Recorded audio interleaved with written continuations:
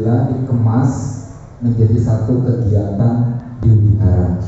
Karena kalau udah dilakukan di wihara, di sana ada nilai kebajikannya itu berdananya untuk kegiatan wihara.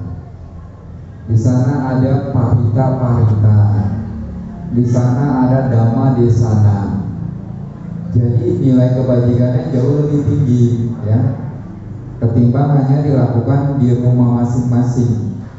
Ya, biasanya kan di dalam masyarakat Tionghoa ada upacara atau ada persembahyangan kepada leluhur yang disebut dengan sembahyang besar, ya. Ada 3 kali selama 1 tahun. Ada sembahyang besarnya 3 kali, ya kan, Bu? Nah, ada yang namanya sembahyang cembeng, ada yang namanya sembahyang citgue, dan ada yang namanya sembahyang menjelang Imlek. Nah, menjelang Imlek biasanya kan sembahyang juga kan, sembahyang besar. Kalau memang dia punya leluhur yang sudah meninggal, ya, dia biasanya sembahyang. Nah, 3 sembahyang besar ini. Tapi di samping itu ada yang namanya kearifan lokal, budaya lokal, tradisi, wujud bakti kepada leluhur yang biasanya sebulan dilakukan 2 kali, yaitu pada saat Cait dan Cakgo. Nah, ada istilahnya namanya tuang teh. Nah, itu sesungguhnya adalah budaya tradisi dari Tionghoa, atau boleh disebut juga kearifan lokal. Dan itu sesungguhnya juga ada nilai kebajikannya, wujud dari bakti hormat kepada leluhur. Ingat kepada leluhur, ya, kepada orang yang dihormati, orang tuanya, nenek kakeknya, atau keluarganya, familinya yang sudah meninggal, ya, untuk mengingat mereka dengan cara melakukan puja di altarnya, altar leluhur. Kalau kita menyebutnya, ya, abu leluhur, ya kan, punya meja abu leluhur di rumah, terutamanya adalah rumah tua, ya, rumah dari yang orang yang dulu meninggal itu memang tinggal di situ, yang namanya rumah tua. Kalau yang ditinggalin sama ibu bapak saudara-saudari bisa dari rumah tua, namanya rumah muda. Rumah tua, ya, biasanya di situ kan ada upacara sembahyang. Nah, itu sesungguhnya bagaimana menurut pandangan Buddhis? Wah, itu sesungguhnya bagus, baik, karena itu adalah bentuk hormat, puja kepada leluhur kita. Ya, budaya tuang teh sebulan 2 kali di saat Cait dan Cakgo, ada persembahan buah, atau biasanya kan kalau tuang teh kan nggak lengkap kan makanannya, nggak seperti sembahyang besar harus 1 mejanya nggak muat disambung lagi.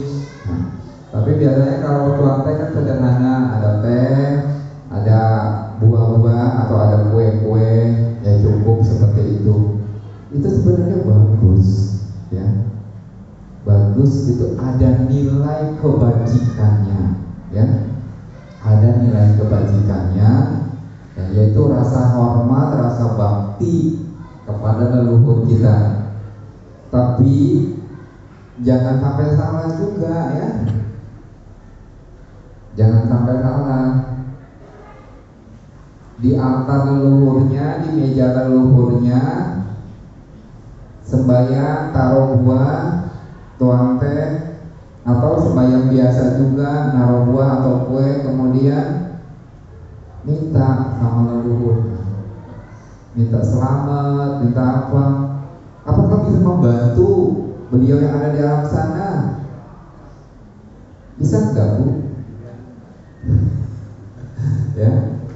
Sekarang misalnya waktu sekarang saja yang masih hidup, ya, masih hidup, anaknya minta tolong sama orang tuanya, karena kalau orang tuanya juga kita nggak bisa bantu kalau itu kesulitannya yang misalnya ingin sehat, orang tuanya mau bisa membuat anaknya sehat, minta rezeki, apakah orang tuanya masih hidup ini bisa membuat anaknya itu bisa diterima kerja, lulus kuliah, lulus sekolah, ini di dunia nyata saja, apakah bisa? Semua kan usaha sendiri, ya kan? Usaha sendiri, punya kebajikan sendiri, ya. Jadi sesungguhnya apalagi beliau-beliau itu sudah menjadi mendiang, sudah para leluhur, ya. Sebenarnya kalau kita minta kan, beliau di sana juga bingung mau ngasihnya bagaimana, ya. Tidak bisa ngasih juga kan. Tapi sesungguhnya maknanya adalah bakti kita, hormat kita kepada leluhur kita itu. Bakti kita, hormat kita kepada leluhur itu adalah nilai kebajikan. Itu yang mengkondisikan apa yang kita harapkan, apa yang kita inginkan itu tercapai dari kebajikan kita, rasa hormat kita itulah yang dimaksud. Bukannya kemudian kita meminta-minta kepada leluhur kita itu yang salah. Jadi sesungguhnya saat kita bakti tuang teh memuja kepada leluhur kita, ingat kepada leluhur kita, itulah kebajikan. Nah, nilai kebajikan inilah yang nantinya akan berbuah, ya, berbuah untuk kehidupan kita, hidup sehat, kesejahteraan, kesuksesan, karena kita berbuat baik. Bukan karena kita meminta kemudian nanti leluhur itu yang memberi, bukan. Ini harus pandangan yang seperti ini yang harus diluruskan, ya. Jadi sesungguhnya yang mengkondisikan misalnya, oh kalau saya habis sembahyang di altar leluhur saya, kok saya jadi mudah dapat rezeki ya? Kok saya sakit bisa jadi sembuh ya setelah saya sembahyang di situ? Bukan berarti leluhurnya yang membuat sembuh, bukan berarti leluhurnya itu yang kasih rezeki, bukan. Itu kembali kepada perbuatan kita sendiri yang berbuah. Kita menimbun kebajikan melalui puja itu. Ini harus dimaknai, harus dimengerti, dipahami dengan benar. Kita bakti kepada leluhur kita, persembahyangan itu adalah kebajikan. Nah, kebajikan yang kita lakukan itulah yang berbuah kepada kita. Ini maknanya seperti itu. Ya, jangan nanti meminta-minta. Engkau aduh ini saya punya kesulitan, tolong dibantu, ini di atas engkau ada saya taruh buah, bantu ya kong. Ini menjadi salah pengertian. Intinya kita berbuat baik, udah mengenang leluhur, nanti nggak akan kemana-mana buahnya, buah kebajikan itu pasti akan kita petik sendiri. Nah, itu memaknai upacara tradisi leluhur kita yang berlaku di masyarakat Tionghoa agar sesuai dengan dhamma, ya. Sama halnya kepada Sang Buddha, puja di altar Sang Buddha, bawa buah 5 buah, pasang dupa, kemudian namaskara, kemudian minta, Sang Buddha, aduh saya punya kesulitan, bantu ya Sang Buddha, ini sudah saya kasih buah, kan Sang Buddha 5, ya bantu dong. Salah besar, ya. Kalau seperti itu, puja kepada Sang Buddha, mempersembahkan persembahan dupa, lilin, bunga, buah, atau air, menghormat, itu kebajikan. Kita nggak perlu meminta, dengan sendirinya, ya, karena itu sudah menjadi satu kebajikan kita, sudah milik kita, nanti juga akan terkondisi apa yang kita inginkan, apa yang kita harapkan itu bisa tercapai dari kebajikan itu. Jadi dari nilai kebajikan itulah sesungguhnya yang berbuah, bukan karena dikasih oleh Sang Buddha, bukan. Ini harus dipahami dengan benar, ya. Sama kalau leluhur juga demikian. Nah, kita puja, menghormatkan, memberikan barang-barang puja berupa makanan kepada leluhur kita, itu kebajikan. Di sini ada nilai rasa hormatnya, nilai rasa baktinya, ya. Di sana juga ada cinta kasih dan kasih sayang kepada leluhur. Jadi itu nilai kebajikan yang tumbuh di dalam batin kita, itu yang sesungguhnya adalah yang mengkondisikan kita memperoleh sesuatu yang kita harapkan. Makna dari puja yang sesungguhnya adalah seperti itu. Nah, jadi sesungguhnya puja di altar leluhur kita, cair jago atau persembahyangan, sembahyang onde, sembahyang bacang, sembahyang apa lagi biasanya, sembahyang kue bulan. Nah, biasanya banyak kan ya. Nah, tradisi-tradisi itu sebenarnya kebajikan, ya, rasa bakti kita, rasa hormat kita kepada leluhur kita. Kalau kita lakukan dengan ketulusan, keikhlasan, di sana ada rasa hormat, ada rasa bakti. Itu satu kebajikan yang besar. Tapi jangan sampai salah. Misalnya yang persembahyangan yang besar, ya, persembahyangan yang besar, kayak sembahyang jengdeng, sembahyang cikwe, sembahyang menjelang Imlek. Nah, gara-gara satu persembahan yang kurang lengkap jadi ribut. Nah, itu yang jadi masalah. Oh, leluhur kita, kong kita, emak kita, mama kita, ya, papa kita itu kan sukanya ini. Kenapa di altarnya waktu sembahyang gak ditaruh itu? Gara-gara satu kurang aja ributnya minta ampun. Itu jadi masalah. Nilai kebajikannya akan berkurang gara-gara itu, ya.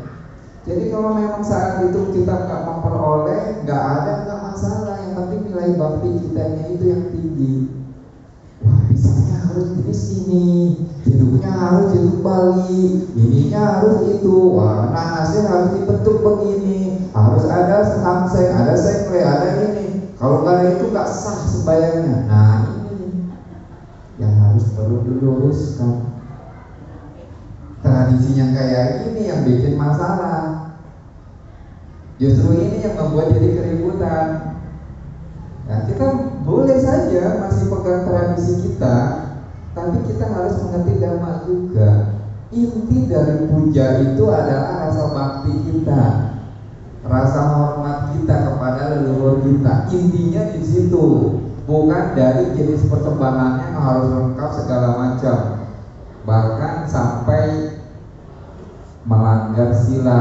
Artinya melanggar sila, mau sembahyang aja harus membunuh, potong ayam, ya. Kalau nggak punya ayam mesen, sama aja mesen juga menyuruh orang membunuh. Nah, kalau yang udah seperti ini sesungguhnya itu sudah berbuat baik juga berbuat buruk, berbuat jahat. Kebaikannya ada, tetapi juga keburukannya juga ada. Nah, semestinya kalau kita sudah mengerti dhamma, kebajikan saja, jangan sampai dicemari dengan keburukan atau kejahatan. Ya, nggak perlu sampai memesan untuk pembunuhan atau kita memotong sendiri. Nah, itu udah bertentangan sesungguhnya. Kalau kita mau sembahyang hari ini, persiapannya dari kemarin, ya, cari aja di pasar, nggak perlu mesen.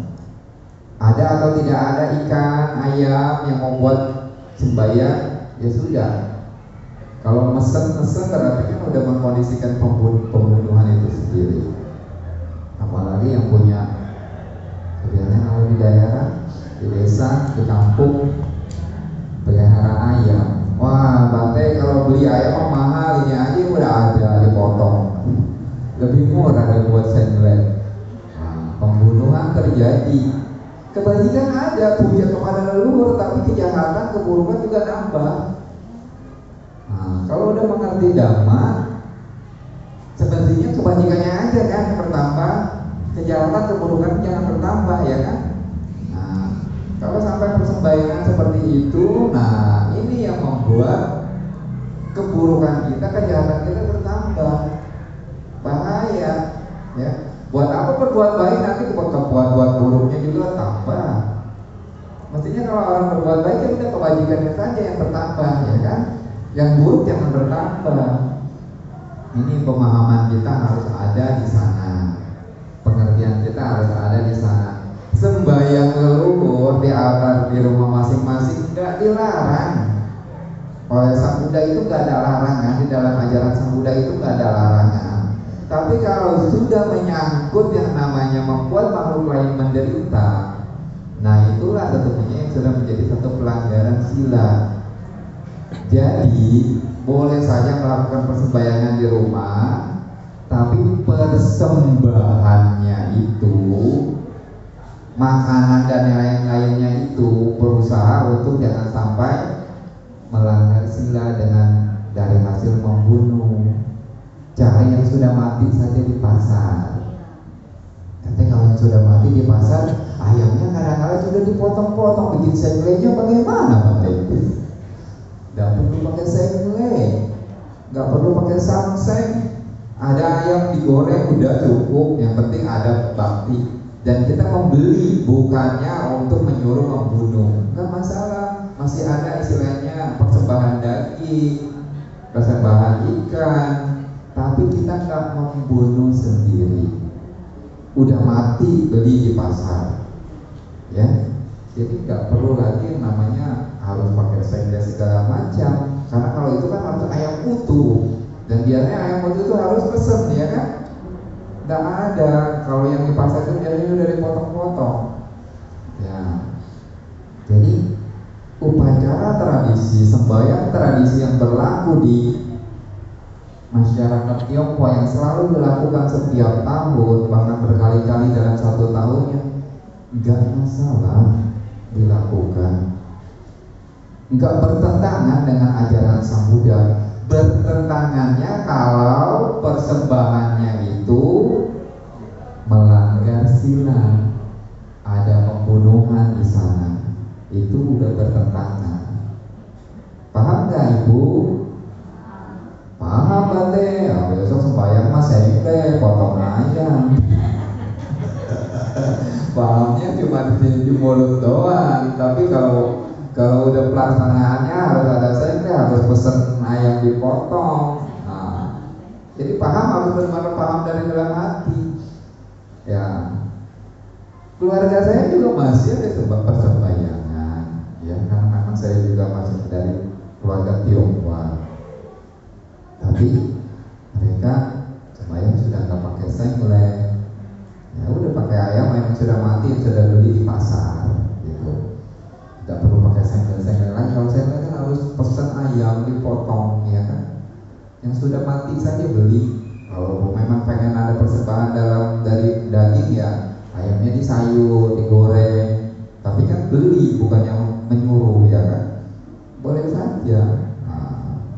Intinya kita berbuat baik, berbakti kepada leluhur kita, tapi kita tidak berbuat buruk, tidak berbuat jahat, itu bagus. Jangan kebajikannya pujaannya dilakukan, kejahatannya juga ditambah, ya. Bagaimana nantinya? Ya itu perlu dimaknai. Nah sekarang ini, ya, budaya yang ada di masyarakat, kearifan lokal itu dibawa ke wihara. Nah, disesuaikan dengan ajaran Sang Buddha. Ya, sesungguhnya ini dilakukan yang namanya upacara patidana, puja bakti yang dikhususkan kebajikannya ini akan dilimpahkan kepada leluhur sanak famili yang sudah meninggal. Ada dasarnya, ya, patidana ini memang ada di kitab suci agama kita, agama Buddha. Ibu bapak saudara saudari sebagai umat Buddha tahu kan kitab sucinya apa? Apa kitab suci agama Buddha? Tripitaka. Nah, patidana ini ada di kitab suci kita. Jadi ini sesuai dengan ajaran Sang Buddha, ya. Upacara patidana, sumbernya apa? Tadi kan dibaca dalam satu sutta namanya Tiro Buddha Sutta. Itu sumber yang menjadikan landasan itu patidana, yaitu Tiro Buddha Sutta. Nah, kemudian di dalam sutta yang lain juga ada penjelasan yang namanya Sigalwada Sutta. Di sana ada kewajiban anak terhadap orang tuanya. 5 kewajiban. Salah satu dari 5 kewajiban itu, kewajiban yang kelima adalah melakukan patidana kalau keluarganya, sanak familinya, orang tuanya sudah meninggal. Sumbernya jelas, ini kewajiban anak kepada orang tuanya melakukan pati dana.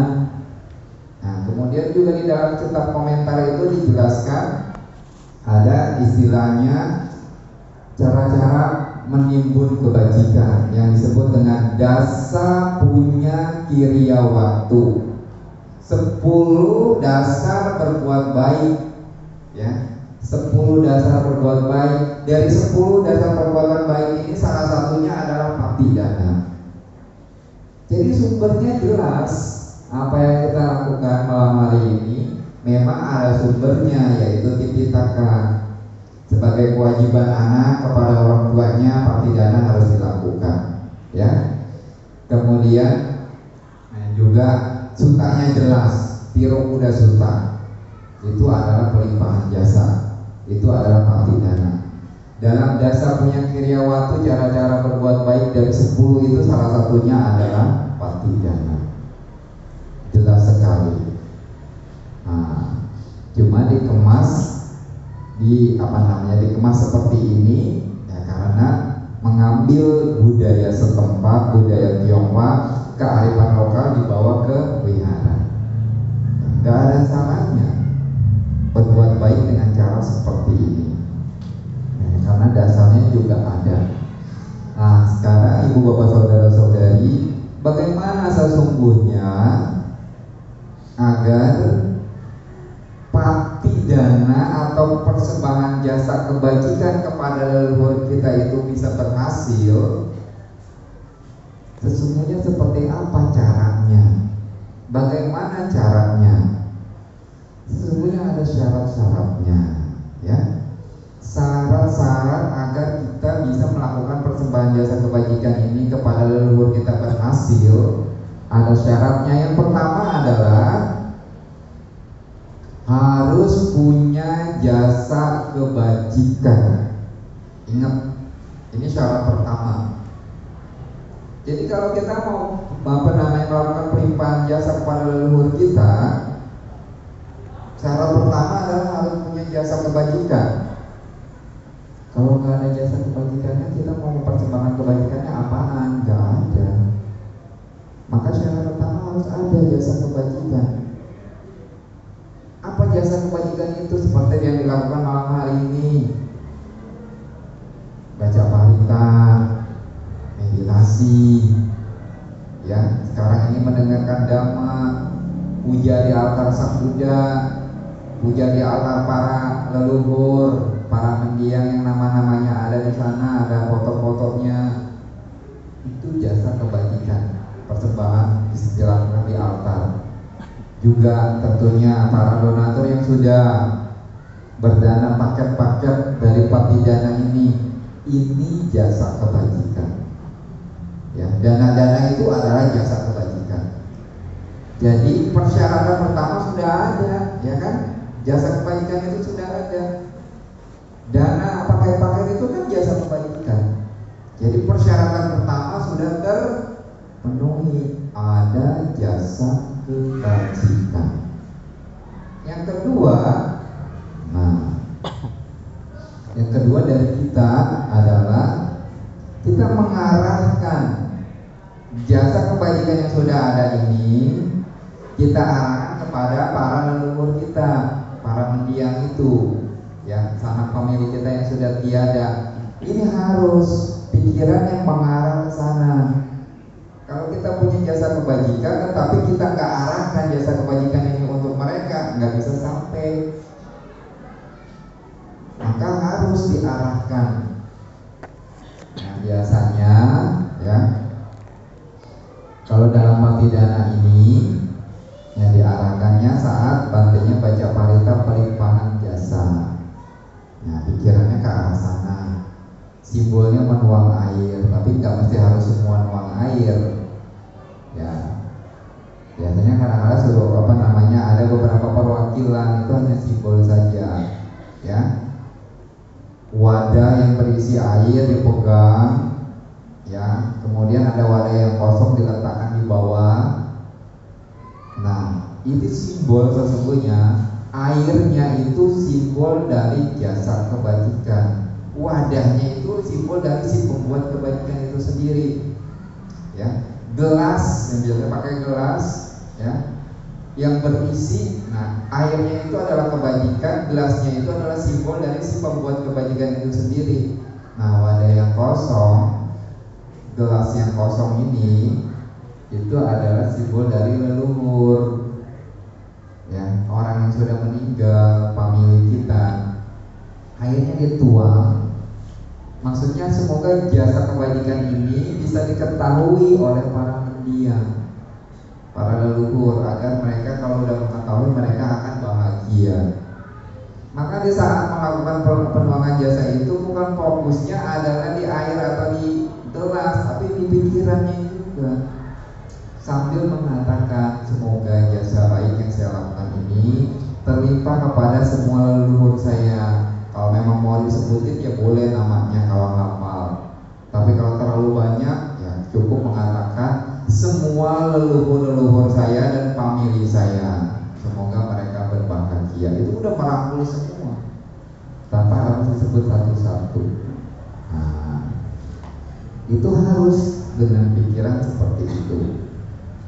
Nah, ada persyaratan yang ketiga, kalau momennya tepat, kondisinya tepat, alamnya tepat, nanti leluhur itu bisa menerima. Ya, karena nggak semua alam bisa menerima persembahan jasa kebajikan ini, ya. Hanya beberapa alam, dan tentunya kalau udah beberapa alam ini beberapa cara.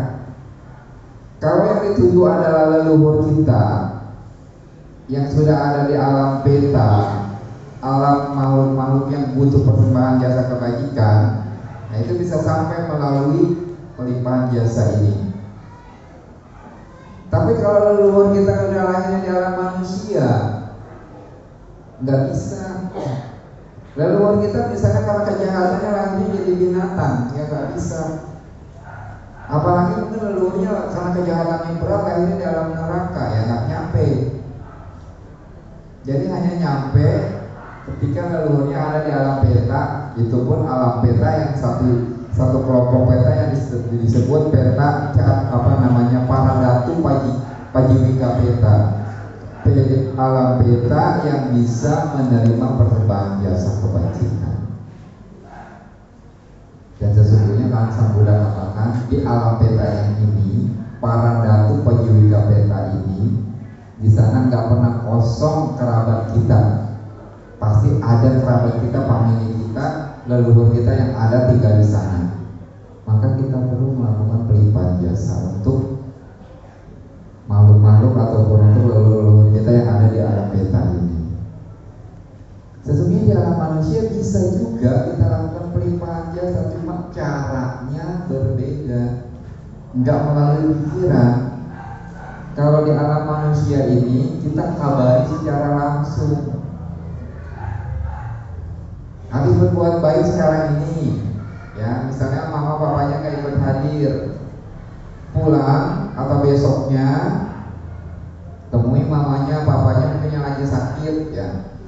Kemarin saya hadir dalam acara hati dana, saya sudah berdana kuihara, nah, dan juga berdana atas nama mama, nah, papa yang sakit, semoga mama bahagia. Itu caranya disampaikan secara langsung. Karena kalau melalui pikiran tidak bakalan nyampe, karena orangnya masih ada. Hanya melalui pikiran itu kalau dia sudah tiada dan ada di alam beta. Itu caranya pelimpahan jasa, ya. Jadi kembali kepada yang dituju itu, yang harus di alam yang tepat, dan caranya kita juga harus tahu. Kalau memang udah meninggal, ya kita melalui pikiran. Tapi kalau masih hidup, kita sampaikan langsung, kita kasih tahu. Nah, sehingga ketika mendengar dia bahagia. Nah, seperti itulah namanya berbagi jasa kebajikan. Ya. Nah ini Jadi alatnya harus tepat. Dan sesungguhnya orang yang atau makhluk yang kita tuju itu dia harus punya rasa suka, rasa senang atas berbuat baik. Ya, kalau dia senang dengan kebajikan, kita kabari bahwasanya kita berbuat baik yang juga atas nama beliau, tentu beliau akan bahagia. Tapi kalau yang waktu hidupnya saja kikir, gak suka memberi, kalau kita mau berdana, kita mau wihara aja dilarang-larang. Ngapain berdana?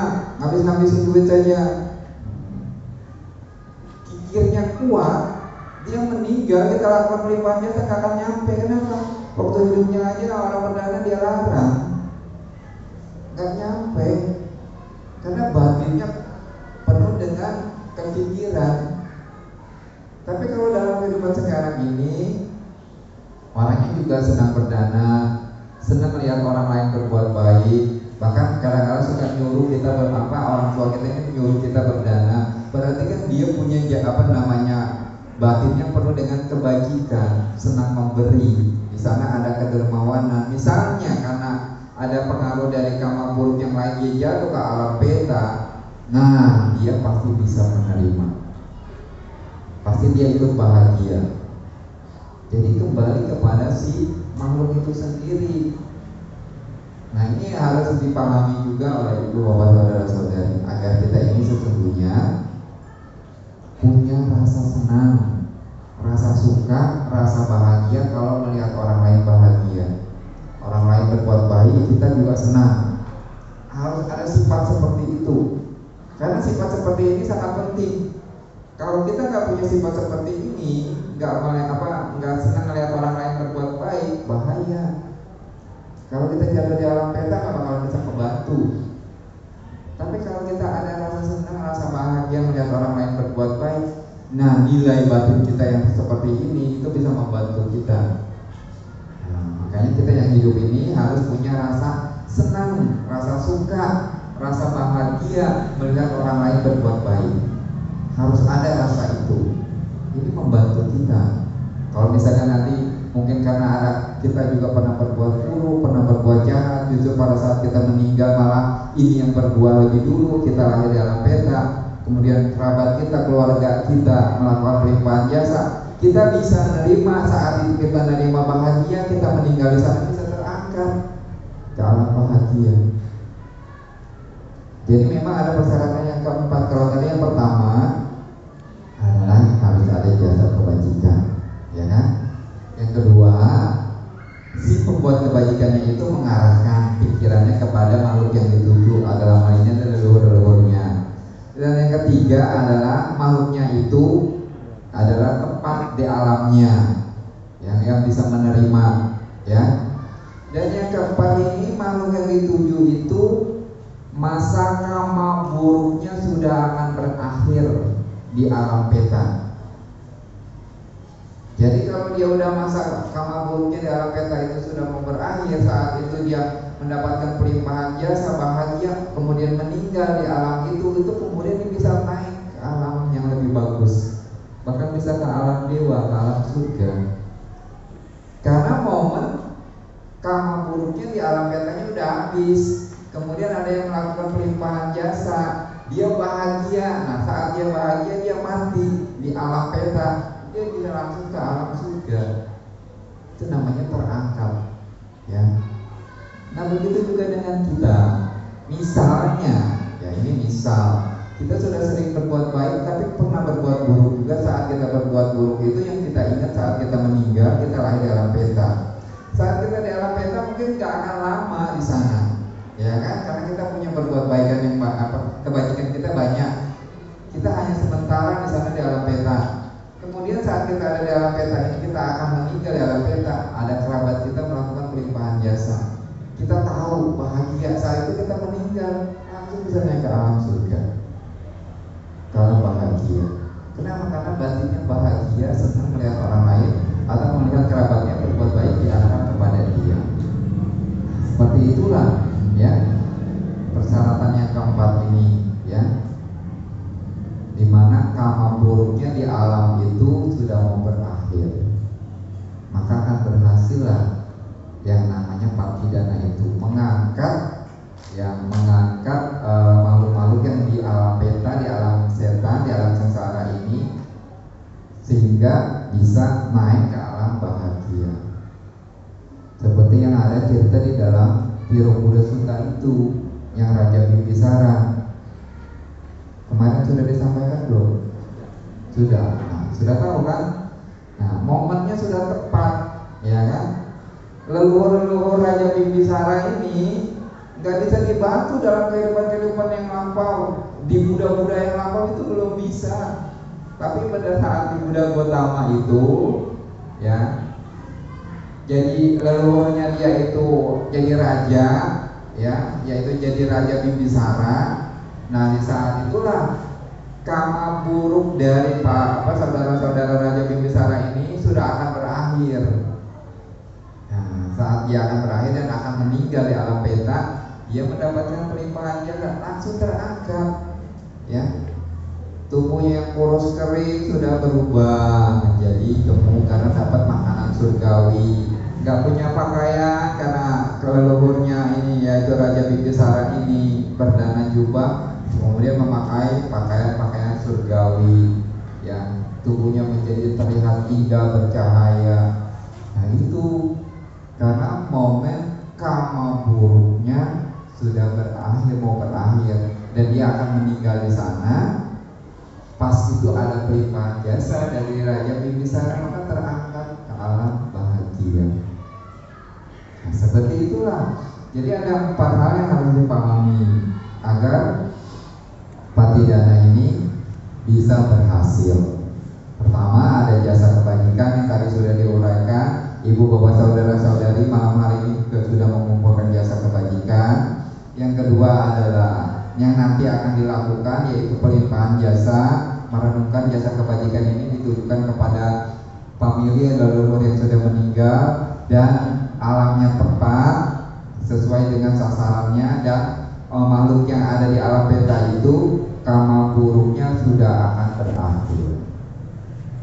Nah, nanti akan berhasil bisa membuat kerabatnya, familinya, leluhurnya di alam rendah ini bisa naik ke atas. Kenapa kita harus melakukan sering-sering? Nah, ini kan jadi pertanyaan juga.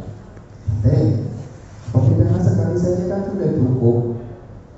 Nah, sebenarnya kenapa kita harus lakukan sering-sering? Karena juga dalam upacara kematian ada yang namanya tutup peti, baca parita, pemberangkatan, baca parita, ada pelimpahan jasa. Nanti ada 3 hari, ada 7 hari, ada 49 hari, ada 100 hari, ada 1 tahun, ada 3 tahun.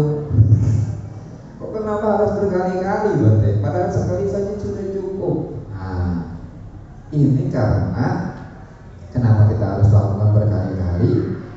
Bisa jadi di saat kita yang lakukan pertama itu, makhluknya yang kita tuju itu nggak mengetahui, maka perlu diulang lagi, ya.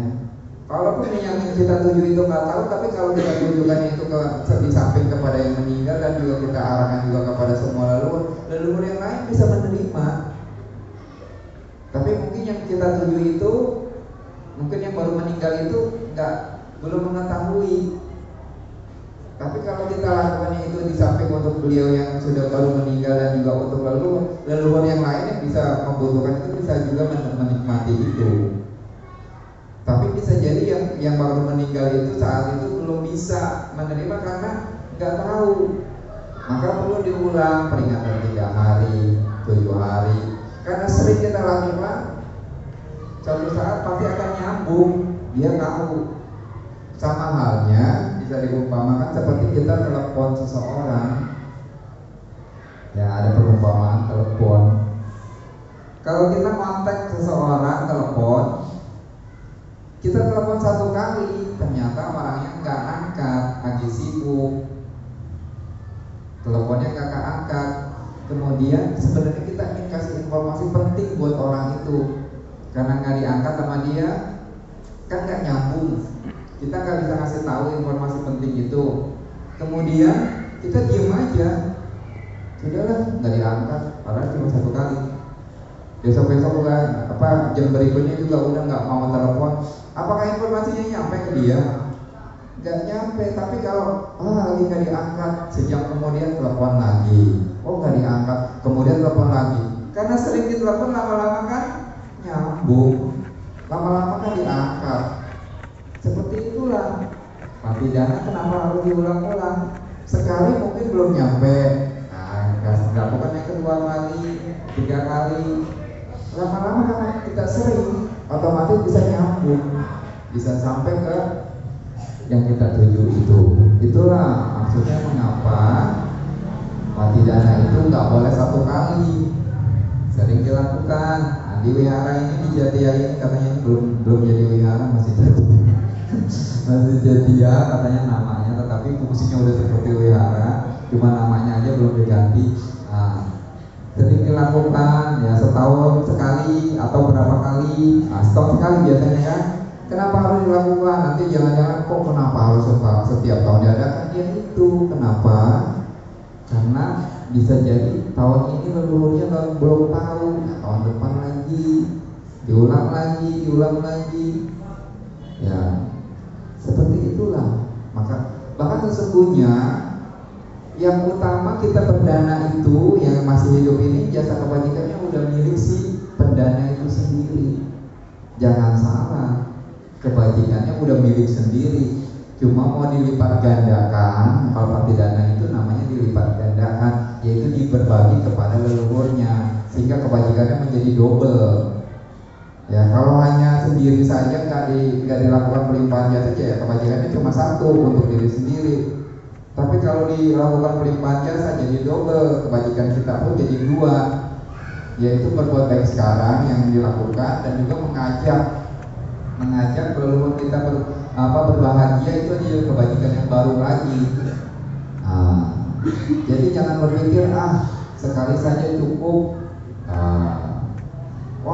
nggak ada manfaatnya mati dana, itu pandangan keliru. Mati dana itu sesungguhnya bagi si donatur itu, bagi yang berdana itu sudah menjadi satu kebajikan dia, harta batin. Ditambah lagi mengajak leluhurnya yang di alam sekarang yang berada agar bahagia, double jadi 2 kali. Nah, itulah makna mati dana yang harus dimengerti, yang harus dipahami. Nah, sekali lagi diingatkan ya, yang berbuat baik, yang dilakukan ini ya hendaknya bukan hanya untuk diri sendiri ya. Maka setiap selesai berbuat baik, berusaha untuk berbagi jasa kebajikan, seperti yang dilakukan tradisi di wihara. Setiap kali selesai puja bakti, maka di akhir puja bakti itu ada pembacaan parita ekawata atau pati dana. Itu semua sesungguhnya adalah agar mengajak sanak famili leluhurnya yang sudah tiada itu ikut bahagia.